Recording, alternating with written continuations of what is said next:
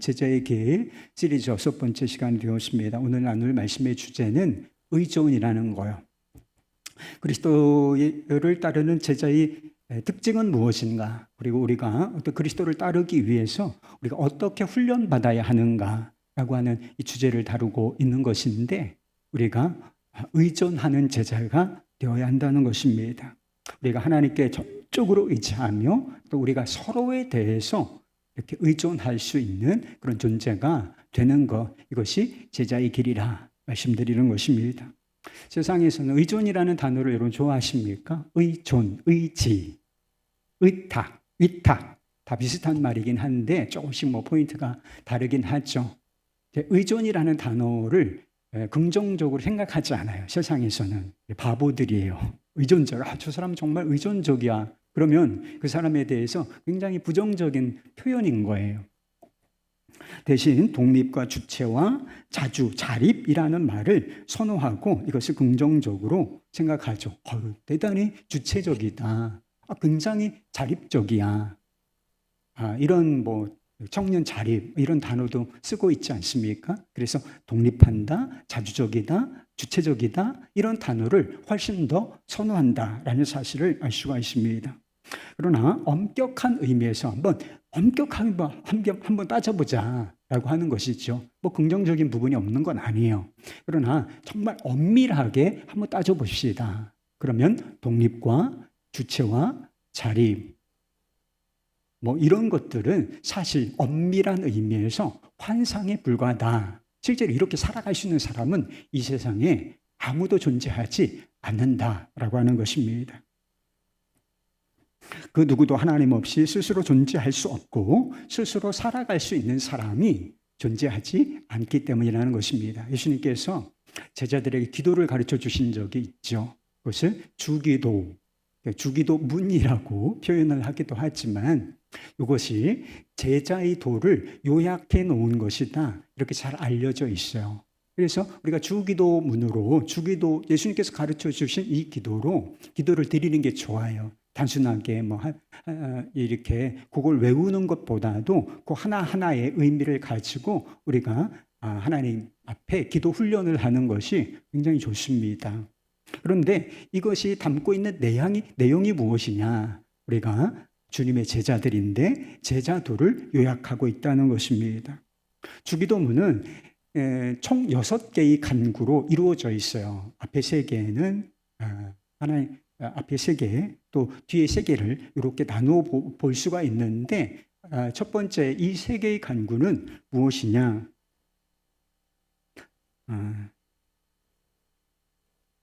우리가 철저하게 의존된 존재라고 하는 사실을 가르쳐 준다는 것입니다. 먼저 앞에 3가지 하나님의 영광을 구하는 기도가 나오죠. 하나님의 이름이 거룩히 여김을 받으시옵소서라고 하는 기도로 시작해서 하나님의 나라가 오게 하시고 뜻이 하늘에서 이룬 것 같이 땅에서 이루어지게 하소서라고 하는 이 3가지 기도, 하나님의 영광과 하나님의 나라와 뜻을 구하는 기도가 앞부분에 나와 있습니다. 왜 우리가 하나님의 이름을 높이고 그리고 우리의 나라와 우리의 뜻을 구하는 기도를 포기하고 이런 것을 내려놓고 오직 하나님의 이름이 높여지기를 소망하며 우리 하나님의 나라와 하나님의 뜻이 임하고 이루어지기를 기도해야 하는 것인가? 우리가 스스로 존재하는 자가 아니라 하나님의 영광을 위하여 창조되었고 우리 존재 자체가 하나님의 영광을 위하여 창조되었고 그리고 하나님의 영광을 위하여 구원받은 존재이기 때문이라는 것입니다. 그러니까 우리의 존재 자체가 창조주가 있고 피조물이 있어요. 하나님은 창조주이시고 우리는 피조물입니다. 그리고 구원하시는 구원자가 있고 구원을 받아야 할 그런 존재가 있는 거죠. 그런 구원자가 있고 우리는 구원을 받아야 하는 그런 존재에 있죠. 그래서 우리 존재 자체가 하나님과 그분의 영광, 우리의 삶이 하나님의 존재와 그리고 그분의 영광을 위하여 영광에 전적으로 의존되어 있다라고 하는 것을 이 3가지 기도가 보여주는 것입니다. 그 다음 3가지 기도는 뭐가 있죠? 우리에게 오늘날 아니고 오늘이에요. 오늘날 현재적이다 현재 뭐 이런 뜻이 아니라 바로 오늘 투데이를 말하는 거예요. 오늘 우리에게 일용할 양식을 주옵시고 우리가 우리에게 죄 지은 자를 사하여 준 것 같이 우리 죄를 사하여 주옵시고 그 다음에는 우리의 시험과 악에서 구원해 달라는 그런 기도로 마무리가 됩니다. 이 세 가지 간구가 의미하는 것이 무엇인가? 하나님의 은혜와 자비가 없이는 결코 살아갈 수가 없는 존재라고 하는 것을 보여준다는 것입니다. 오늘도 밥을 2끼 이상은 드셨죠? 3끼 이렇게 다 이렇게 든든하게 드시고 오신 분들 다 우리가 일용할 양식이 있어야 사는 존재 아니겠습니까? 그런데 이게 그냥 주어지는 것이 아니라 이것이 전적으로 이 먹을 양식으로 상징되는 매일매일의 삶, 이 양식만을 의미하는 거예요. 이게 양식으로 상징을 하신 것 뿐이지 우리 육신의 생명이 기본적으로 유지돼야 뭐 다른 삶도 있는 것 아니에요. 밥 안 먹으면 일주일 이상 가기 어렵잖아요.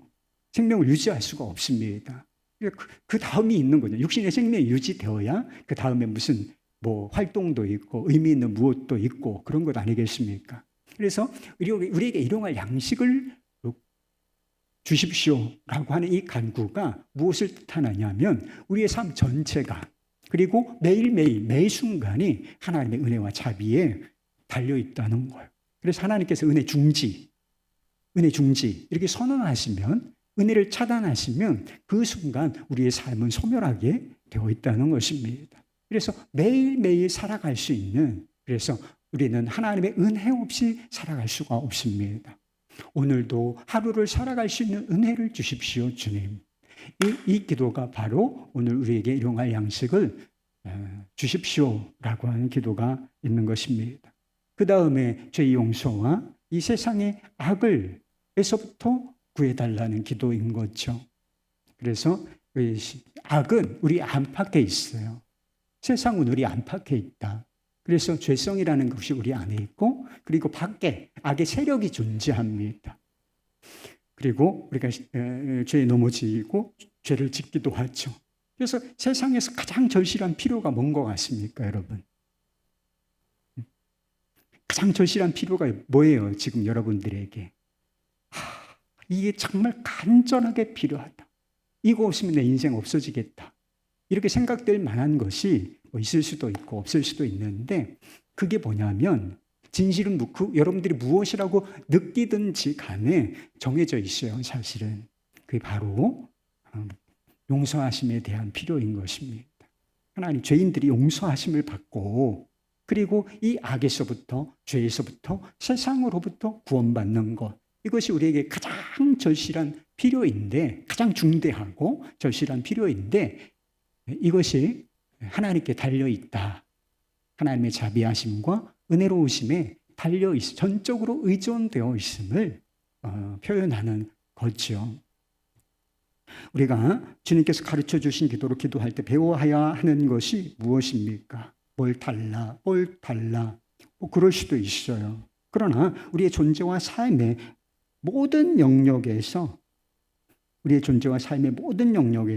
은혜로우시고 자비로우신 하나님께 지속적으로 의존해야 한다. 주님을 의지함으로 살아가야 한다라고 하는 사실을 주 기도문을 통해서 깨달아야 한다는 것입니다. 창조주 하나님이 계시니 내가 있습니다. 하나님의 영광을 위하여 저는 존재합니다. 하나님의 나라가 있으니 하나님의 뜻이 이루어지기를 소망하니 제 삶의 목적입니다. 그리고 정말 하루를 살아가고 우리 죄 가운데 보호해 주시고 완전한 구원이 우리에게 주어질 때까지 주님 우리에게 자비를 베풀어 주십시오. 이런 기도를 계속 드림으로써 우리가 더 주님께 가까이 나가고 주님께 더 의존적인 신뢰를 쌓아가는 그런 사람으로 변하기를 주님은 바라신다는 것입니다. 많은 사람들이 이 사실을 깨닫지를 못해. 세상 사람들은 간이 배 밖에 나와 있어요. 저는 사람들을 보면 참 무서워요. 사람들의 태도를 보면 대단 하나님을 조롱하고 무시하고 모욕하고 교회를 무시하는 사람들, 그게 얼마나 무서운 일인지 몰라요. 대단히 무서운 일이에요. 겁을 상실한 거예요. 여러분, 하나님이 살아계시다고 한번 생각해 보세요. 그리고 죄를 미워하시고 죄에 대해서 심판하시는 하나님이 살아계시다고 한번 생각해 보세요. 하나님을 무시하며 살고 하나님 없이 살아가는 태도, 또는 하나님을 적대시하거나 교회를 적대시하는, 주님께서 사랑하시는 사람들을 적대시하는 태도는 대단히 무서운 죄고, 그리고 무서운 결과를 낳게 됩니다. 이렇게 막 하나님 없이도 막 살아갈 수 있다는 태도를 보이는 사람들이 세상에만 있는 것이 아니라 우리 중에도 있어요. 하나님을 믿는다고 하면서도 여전히 자기 의지와 힘으로 살아가려고 하는 사람들이 많다는 것입니다. 이런 상태를 전문 용어로 교만이라고 하는 거예요. 여러분, 죄가 뭔지 아세요? 단순히 도덕적인 문제가 아닙니다. 죄는 도덕적인 문제와 관련이 있죠. 거짓말이라든지, 다른 사람을 속인다든지, 다른 사람에게 폭력을 행사한다든지, 도둑질을 한다든지, 살인, 정말 극악한 죄죠. 그런데 이런 것만을 의미하는 것이 아니라 죄의 근본적인 정의가 무엇이냐면 하나님에 대해서 독립적인 태도를 취하는 거예요. 하나님에 대해서 난 당신이 필요 없으니까 내 마음대로 하겠소. 내 나라를 만들고 내 삶을 내가 원하는 대로 살 거요. 이렇게 독립선언, 하나님에 대해서 독립선언을 하는 것이 죄의 본성이라 하는 것입니다. 그런데 이런 성향이 우리 크리스천들 안에도 여전히 남아있다라고 하는 것입니다. 간이 배 밖에 나온 사람들이 많다는 거예요, 제가 보기에는. 그런데 하나님께서 이런 사람들 그냥 내버려 두시지는 않으시죠. 인생을 통해서 여러 가지 또 겸손을 배울 수 있는 기회를 허락해 주시는데, 그때가 언제인 줄 아세요? 그때는 우리가 아주 연약해지거나 또 우리가 낮아지는 순간, 이런 순간에 우리가 하나님을 의지하는 법을, 그리고 겸손해지는 법을 배우라고 하시는 때라고 하는 것입니다.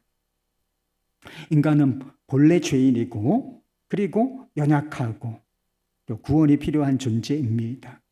건강하고, 그리고 자신의 막 이렇게 뜻대로 자신의 삶이 이루어져 가는 것처럼 보일 때는 간이 배 밖으로 나와 사람들이 자신이 얼마나 연약하고 무기력한 존재인지 모른다는 거예요. 사람들은 근본적으로 죄인이고 하나님의 은혜와 자비가 필요한 존재이고 하나님의 은혜의 공급하심이 없이는 정말 단 한순간도 살 수 없는 피조물, 연약한 자인데, 사람들이 일이 너무 잘 돼. 그리고 막 건강하고 아름답고, 시절 다 지났어요. 제가 보니까 저기 조금 남아있어. 요럴 때는 잘 깨닫지를 못한다는 거예요. 약해지면 안 돼 라고 말하지만 누구에게나 약해지고 낮아질 때가 찾아온다는 것입니다. 나이 들면 안 돼, 그런 말이 있어요? 나이 들고 싶어 하지는 않죠. 그런데 모든 사람이 나이가 들어요. 머리가 희어지는 때가 오고 얼굴에 주름이 생기는 때가 오는 것입니다. 우리 여자 성도님들은 얼굴에 화장이 안 먹는 때가 와요. 네? 화장을 안 해도 예쁜 때가 있는데 시간이 쭉 지나면서 화장을 아무리 해도 그렇게 썩 예쁘지는 않다. 화장이 이렇게 촉촉하게 먹는 게 아니라 늘 떠. 그죠? 어색해. 그래도 해도 돼요. 그런 이런 게 인간이란 말이에요, 여러분. 항상 전고 건강한 때만 있는 게 아니고 약해지고 병들고 그리고 나이가 들고 그리고 결국은 죽음의 순간이 찾아오는 그것이 바로 인생이죠. 여러분, 요새 좀 울어봤어요? 남자들 울면 안 돼. 사내 자식이 울면 안 돼. 이렇게 얘기하잖아요. 울면 안 된다는 압박감이 있어요. 왜? 남자답지 못하다? 주체적이지 못하다, 찌질하다, 이런 뜻이죠. 그런데요, 지나가면 몸도 약해지고 마음도 약해집니다. 그래서 이제 눈물이 많아지는 때가, 저도 조금씩 눈물이 많아요. 굉장히 이상적인 사람이 제가 막 극티입니다. 저는 굉장히 이성적인 사람인데 마음에 막 뭐가 움직여요, 요즘에. 그래서 이렇게 막 눈물이 이렇게 나려고 하는 때가 있어요. 근데 우리가 노화가 오고 질병이 찾아오고 고통과 눈물이, 이런 것들이 뭘 깨닫게 해주는 것인가? 우리가 연약한 존재라는 것, 그렇기에 하나님을 의지해야 하는 존재라는 것을 깨닫게 해준다는 것입니다. 전적 무능이라는 신학이 있어요. 칼빈주의 5대 교리라고 하는 것에 포함되고 있는 것인데, 성경이 가르치는 진리이기도 해요. 전적 타락에서 전적 무능이라고 하는 것이 나와요. 그래서 우리가 조금 타락한 정도가 아니라, 인간성에 어느 정도 문제가 생긴 정도가 아니라 확 썩었다는 거예요. 확 썩은 그런 존재가 되었고, 본성까지. 그럴 뿐만 아니라 그런데 전적 무능이라는 것은 우리가 우리 자신을 스스로 개선하거나 구원하기 위해서 아무것도 할 수가 없다는 거예요. 무기력한 존재다. 그래서 모든 힘을 다 빼앗기고, 그래서 그대로 팍 하고 주저앉아 있는 영적인 상태, 요거를 전적 무능이라고, 신학적 정의라고 불러요. 그럼 전적 무능의 교리를 믿으시기를 바라요. 그런데 우리가 신학적으로 이걸 배울 필요가 있어요. 저는 이걸 막 배웠죠. 이걸 이렇게 뒷받침해주는 근거가 되는 성경 구절도 되게 많아요. 그런데 우리가 몸이 연약해져 봐요. 몸이 연약해지고, 그 몸이 질병이, 아주 큰 질병이 한번 찾아온다고 한번 생각해 보세요. 그래서 배를 열어야 하는 순간, 요새는 수술 방법이 참 많지만 수술대 앞에 푸른 조명 앞에 누워서 수술을 해줘야 하는 그런 상황, 의사가 정말 수술을 해줘야 하는 상황 속에 놓여 있다고 한번 생각해 보세요. 전적 무능이라고 하는 것을 그냥 교리적으로 배우는 게 아니라 어떻게 배울 수 있는 기회가 주어지는 것이냐면, 그냥 온몸으로 아무것도 난 할 수가 없구나. 나의 건강을 회복하기 위해서 나는 아무것도 할 수 없구나. 내 생명을 조금이라도 연장시켜 보기 위해서 나는 정말 아무것도 할 수 없는 존재구나 라고 하는 것을 몸으로 배울 수 있는 기회가 열려요. 그런데 이걸 못 배우는 사람들도 있지만 이거를 배우는 사람들도 있다는 거예요. 어떤 목사님이, 배쉬라는 이름을 가진 목사님인데 20대에 심한 병에 걸렸대요. 병이 너무 심해져서 곧 죽을 것이라고 생각을 했다는 것입니다. 몸이 너무 약해져서, 쇠약해져서, 여러분 숟가락 드는 거가 어렵지 않죠? 여러분 숟가락 들고 밥 먹는 거 어렵지 않죠? 근데요, 이 너무나 단순한 일, 너무나 쉬운 일이 어느 땐가는 불가능해지는 때가 와요. 이게 너무 몸이 쇠약해서 숟가락 하나 들 힘이 없었다는 거예요. 그래서 옆에 있는 누군가가 음식을 떠 먹여주는 그래서 그 음식을 받아 먹는 경험을 한 적이 있다는 것입니다. 이것은 굴욕적인 경험이었대요. 그리고 동시에 전적 의존을 경험하는 그런 순간이었다는 것입니다.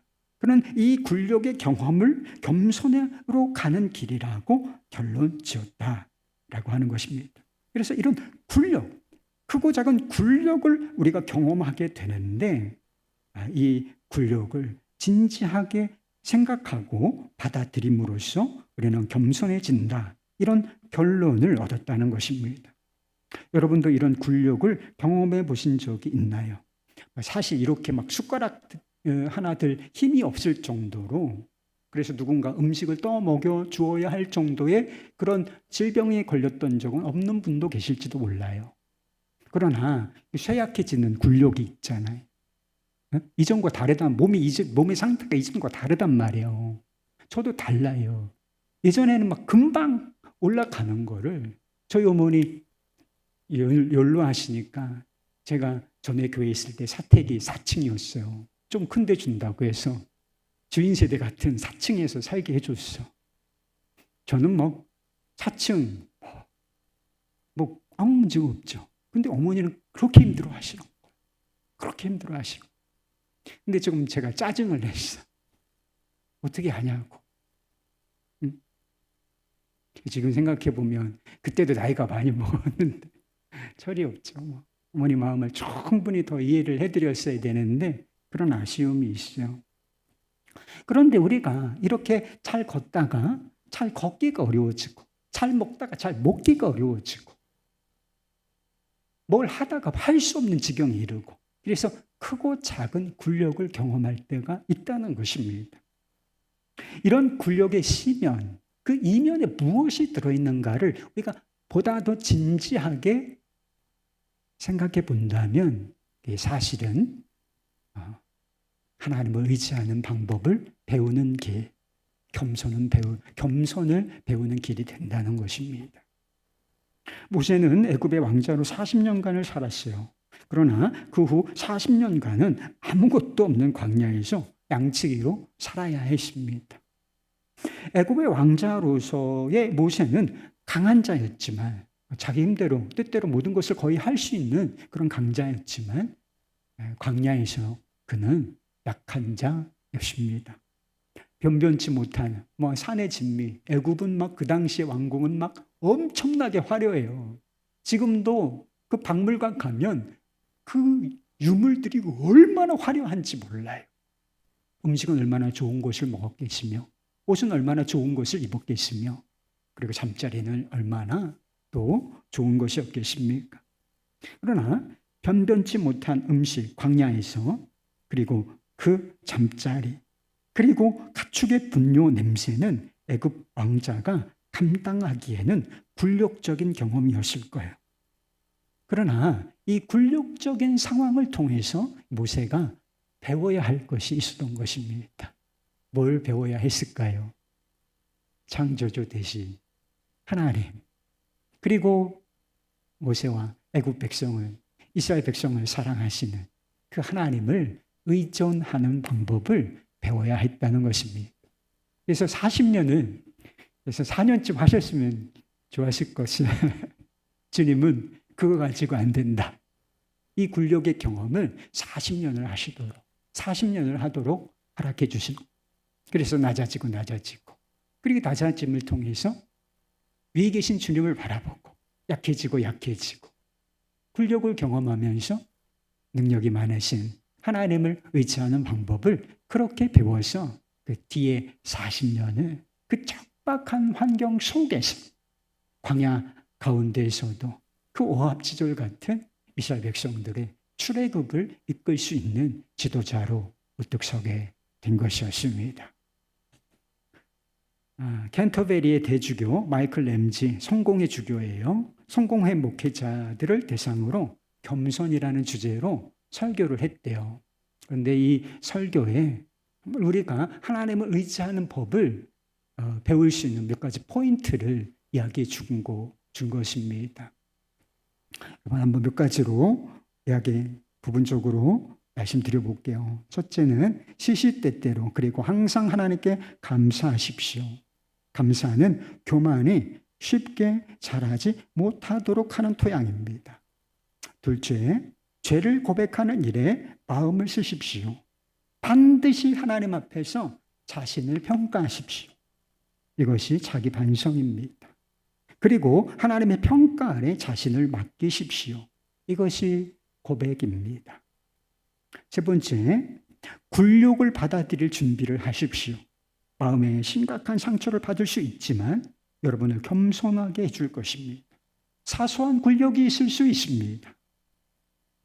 그것을 받아들이십시오. 좀 더 심한 굴욕이 있을 수도 있을 것입니다. 이 모든 것이 자기를 낮추사 십자가에 못 박히기까지 하신 우리 주님께 좀 더 가까이 가는 기회가 될 수 있습니다. 네 번째, 지위에 대해서 너무 염려하지 마십시오. 우리 주님이 우리에게 관심을 가지라고 명하신 단 하나의 지위가 있습니다. 그것은 예수님께 가까이 나아가는 지위입니다. 다섯 번째, 여러분의 유머 감각을 활용하십시오. 웃으십시오. 인생의 부조리를 웃어 넘기고 여러분 자신과 자신의 보잘것없음에 대해서 웃어 넘기십시오. 우리는 모두 하나님의 우주 안에서 무한히 작고 터무니없는 피조물들입니다. 여러분은 진지해야 하지만 침통할 필요는 없습니다.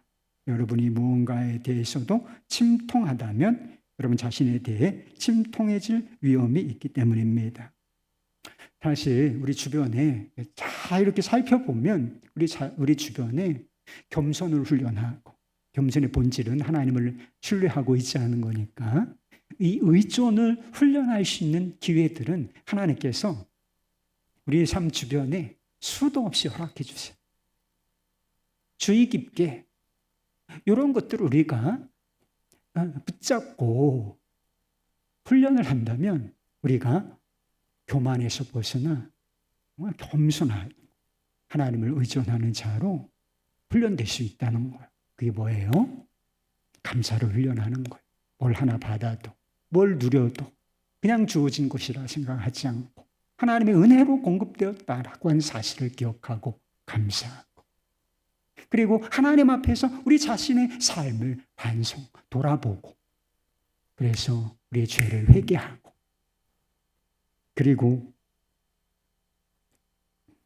고난과 우리가 어찌해 볼 수 없는 고난, 굴욕, 거기서 당하는 굴욕, 이런 것들을 받아들일 줄 알고, 그래서 십자가의 주님께 더 가까이 나가는 법을 배우는 것입니다. 그리고 인생의 부조리함, 우리의 하찮음 너무 심각하게 생각하지 말고, 자, 우리는 이 우주에 비하면 너무 자그마한 피조물이다 이렇게 생각하고 웃어버리는 훈련을 하라는 거예요.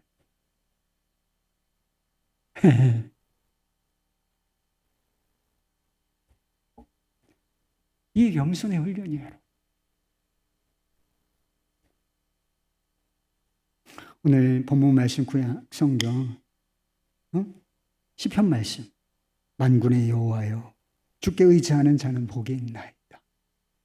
주님을 의지하는 자는 복이 있는 것입니다.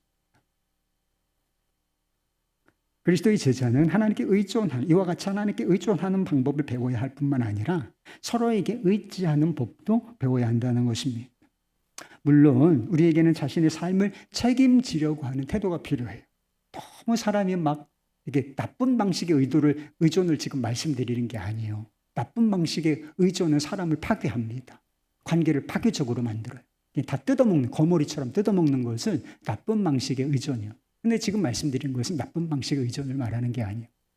우리는 관계 속에서 자립적인 태도가 필요해요. 그래서 자신의 삶을 스스로 잘 책임지고, 그래서 건강한 인격을 가진 사람으로서 다른 사람을 사랑하고 좋은 관계를 맺고, 이런 노력이 필요한 것입니다. 그러나 동시에 우리 자신의 연약함을 인정하고 다른 사람을 의지하는 법도 배워가야 한다는 것입니다. 난 그 누구에게도 짐이 되고 싶지는 않다. 그 누구에게도 의지하고 싶지 않다. 다른 사람의 짐이 되느니 차라리 그냥 죽는 게 낫다. 이렇게 생각하는 사람들이 있어요. 뭐 배 끼치기 싫다 그런 사람이 있죠. 난 다른 사람에게 짐이, 자녀에게도 난 짐 되긴 싫어. 이렇게 이 땅에 콕 하고 죽어버릴 거야. 이렇게 생각하는 사람들이 있죠. 그런데 여러분 기억하실 일이 있어요. 그건 여러분들이 훌륭한 사람이라는 뜻이 아니라 여러분들이 아직 미성숙한 사람, 요것을 내가 누군가에게 의존할 필요가 있는 존재다. 그럴 때가 있다라고 하는 것을 잘 수용하고 받아들이고, 실제로 그렇게 하고, 이렇게 하지 못하는 사람은 정말 이게 훌륭한 인간이 아니라 미성숙한 사람이라는 증거일 뿐이라는 거예요. 1990년에 개봉된 Driving Miss Daisy라고 하는 영화가 있대요. 저도 보지는 못했습니다. 이 영화의 두 주인공이 나오는데 한 명은 여자고 한 명은 남자입니다. 한 명은 72세가 된 과부, 성격이 까랑까랑한 그런 과부 데이지 여사이고요. 한 사람은 흑인 운전사인 호크입니다. 이 두 사람 간의 관계의 발전, 심리적인 발전에 대해서 이 영화가 섬세하게 묘사를 하고 있습니다. 이 데이지 여사가 72세 때 운전을 하는데 운동신경이 조금 약해지죠. 그래서 브레이크를 밟아야 되는데 엑셀레이터를 밟아서 큰 사고가 나요. 그래서 그 아들, 불리라고 하는 아들이 정말 미국은 이제 보험료가 굉장히 높아지고 사고가 자주 나면 보험을 안 받아줍니다. 더 이상 보험도 안 받아준다고 하니 이제 어머니 운전기사를 고용해야 되겠습니다. 라고 제안을 했지만 이 까랑까랑한 이 데이지 여사는 그것을 거부해요. 그렇지만 굽히지 않고 아들이 결국은 운전기사 하나를 고용하는데 그 사람이 바로 호크라는 사람이었습니다. 처음에 데이지 여사는 호크와 아무런 관계도 맺지 않으려고 애써요.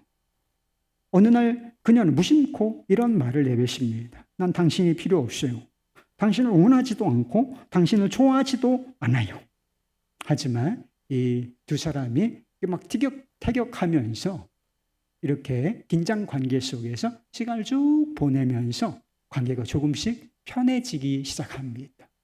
그리고 서로 도움을 주고받으면서 친밀한 관계가 되어져 가요. 몇 년 후에 이 데이지 여사는 호크에게 당신은 정말 나에게 가장 좋은 친구예요. 말하면서 그의 손을 잡아 주었습니다. 영화가 어떻게 끝나느냐 하면 이 데이지 여사가 97세가 돼요. 72세부터 시작을 해가지고 97세가 되는데 그 2년 전에 이제 치매가 시작이 돼요. 이 97세를 맞은 이 데이지 여사가 이 요양원에서 추수감사절을 보내는 것으로 영화가 마무리됩니다. 아들 불리와 호크 둘 다 그녀를 찾아왔지만 이 데이지 여사는 호크 운전기사만을 만나겠다고 고집해요. 호크는 그녀가 아직 추수감사절에 호박파이를 먹나 봐요. 그게 문화인가 봐요. 호박파이를 먹지 않았다는 사실을 알고서 그녀가 가지고 있었던 접시와 포크를 자신의 손으로 가져갑니다. 그리고 포크를 이 호박파이를 조금씩 이렇게 떼어서 먹여줘요. 데이지 여사는 그것을 기쁨으로 받아 먹습니다. 또 하나의 조각을 입에 넣어주고 받아 먹고 또 한 조각을 그렇게 합니다. 이 영화는 이 데이지 여사가 무슨 일에서든지 이 호크에게 의존하지 않으려고 했던 첫 번째 부분부터 그리고 영화가 끝날 때까지는 거의 모든 영역을 이 사람에게 다른 사람에게 의존하는 이런 장면으로 끝나간다라고 하는 것입니다. 이런 변화의 과정 속에서 내면의 변화가 일어나죠. 그 내면의 변화와 그리고 두 사람의 이 관계의 변화 이것을 섬세하게 묘사한 영화였던 것입니다. 이 변화가 어떤 변화를 의미하는 것이냐? 이것은 미성숙에서 난 누구의 도움도 필요 없어. 난 당신이 필요 없어. 나 혼자라도 괜찮아.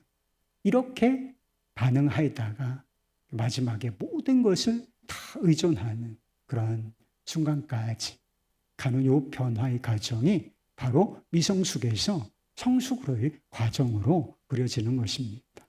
그래서 영화의 분위기가 앞에서 굉장히 팍팍하다면 뒤에서는 따뜻하고 아름다운 그런 장면으로 끝나게 되는 것입니다. 여러분, 우리가 우리 인생을 향한 하나님의 계획은 우리가 하나님께 의존하는 존재가 될 뿐만 아니라 서로에게 의존하는 존재가 되는 거예요. 이게 하나님의 계획이라는 거예요. 여러분, 우리 인생의 여정을 한번 생각해 보세요.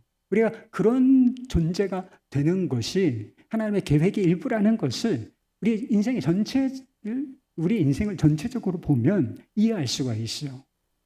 여러분, 우리가 난 누구도 도움도 필요 없어, 이렇게 얘기하는 사람, 실제로 그렇게 누구의 도움도 받지 않고 살아온 사람은 이 땅에 존재하지 않는다는 거예요. 우리는 다른 사람의 사랑과 보호에 전적으로 의지하여 이 세상에 태어났고 생명을 유지하였으며 지금 이렇게 우리가 성인이 된 것입니다. 부모가 그 갓난아기 때 모든 것을 다 해주잖아요. 젖을 먹여주고 목욕을 시키고 그리고 돌아봐주고 모든 것을 다 전적으로 그 갓난아기 때는 부모에게 의존되어 있지 않습니까? 그렇게 이제 성인이 되는 것이지요. 그리고 우리는 다른 사람이 우리에게 의존하는 단계, 성인이 되면 누군가 우리에게 의존하는 단계를 거친다는 것. 자녀를 낳아서 부모가 우리를 전적으로 돌보고 양육해 주었던 것처럼 우리가 낳은 자녀들을 전적으로 돌보고 양육을 해서 성인으로 키우지 않습니까? 그리고 노년이 되신 부모님을 부양하고 그 마지막 삶을 지켜드리는 거잖아요. 저도 두 분의 부모님을 부양하고 제가 나름대로는 최선을 다한다고 했지만 모자란 게 참 많았어요. 생각해 보면. 그렇지만 부모님을 어떤 식으로도 섬기고 부양하고 그리고 두 분의 마지막 숨이 떨어지는 순간 누가 있었겠어요? 제가 곁을 지켰습니다. 두 분은 그렇게 세상을 떠나신 것입니다. 여러분, 그러다가 한번 생각해 보세요. 우리 자신도 다른 사람의 사랑과 보살핌에 전적으로 의지하여 세상을 떠나게 될 것입니다. 그런데 이것은 굴욕적인 현실이 아니라 우리를 향하신 하나님의 계획의 일부라는 것입니다. 그 누구에게도 의존하고 싶지 않다. 그 누구에게도 짐이 되고 싶지 않다. 그렇습니까? 그렇지 않습니다. 하나님의 계획은 우리 모두가 누군가에게 짐이 되는 것입니다. 가족 관계 안에서 서로 짐이 되고 교회 공동체 안에서 서로 짐이 되는 것. 그래서 어떤 때는 짐을 져주고 어떤 때는 내가 짐이 되어서 그 사람에게 짐을 당하고 이런 관계 속에 놓여 있는 것. 이 방법을 잘 배우는 것. 그것이 우리를 향하신 하나님의 계획이고 부르심이라 하는 것입니다. 갈라디아서 6장 2절을 보십시오. 너희가 짐을 서로 지라.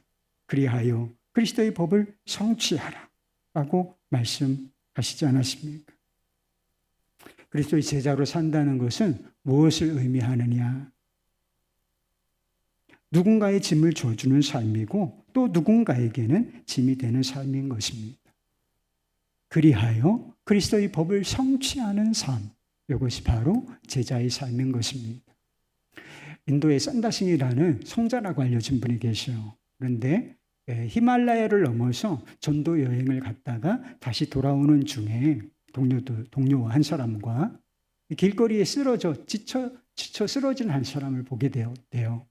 그래서 이 선다싱이 저 사람 그대로 두면 얼어 죽을 것 같으니까 함께 저 사람을 데리고 우리 마을까지 가십시다. 제안을 했다는 거예요.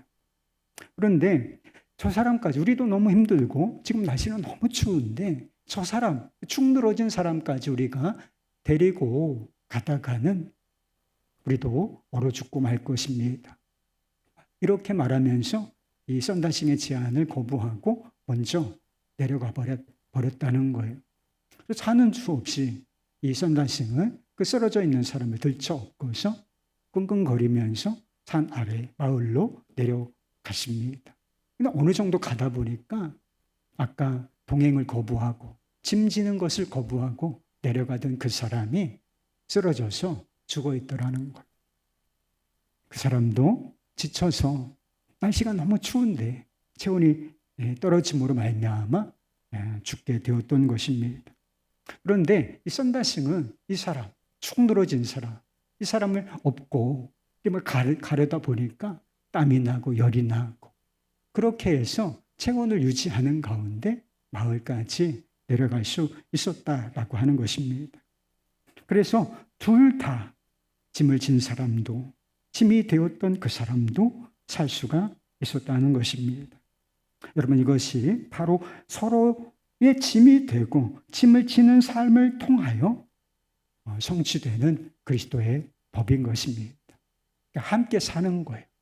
짐을 지는 사람이나 짐이 되는 사람이나 우리가 어떤 때는 썬다신이 되고 어떤 때는 그 사람의 등에 엎혀진 사람이 되지만 이게 순서를 막 바꾼단 말이에요.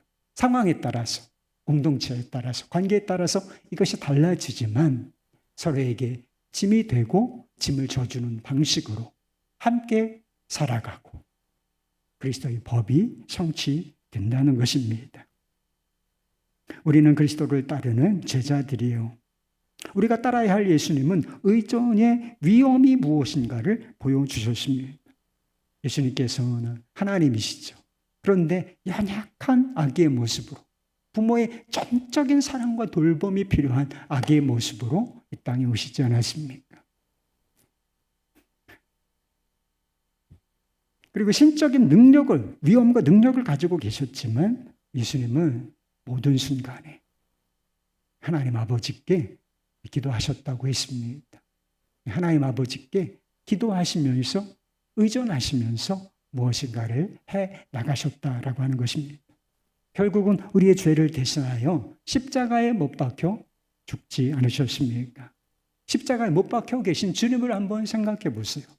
팔과 다리에 십자가에 못이 박힌 채 사지가 쭉, 몸이 축 처진 채 꼼짝 못하는 순간에 주님께서는 그렇게 하늘을 향하여 말씀하셨지 않습니까? 아버지, 내 영혼을 아버지 손에 부탁하나이다. 전적으로 꼼짝할 수 없는 순간에 전적으로 하나님을 바라보고 의존하셨다라고 하는 것입니다. 죽으셨지만 그리스도께서는 다시 부활하셨고 그리고 영광의 주로 이 땅에 다시 오실 것입니다. 그리스도께서 우리에게 보여주신 이 의존의 위엄을 본받으시길 바랍니다. 삶의 모든 영역에서, 삶의 모든 순간에 전적으로 하나님을 의지하시기 바랍니다. 그것은 굴욕이 아니라 영광인 것입니다. 다른 사람의 짐을 져주고 또는 다른 사람의 짐이 기꺼이 되어 보시기 바랍니다. 그것은 부담이나 굴욕이 아니라 그리스도의 법을 성취하는 일임을 믿으시면서 그리하시기를 축복하겠습니다.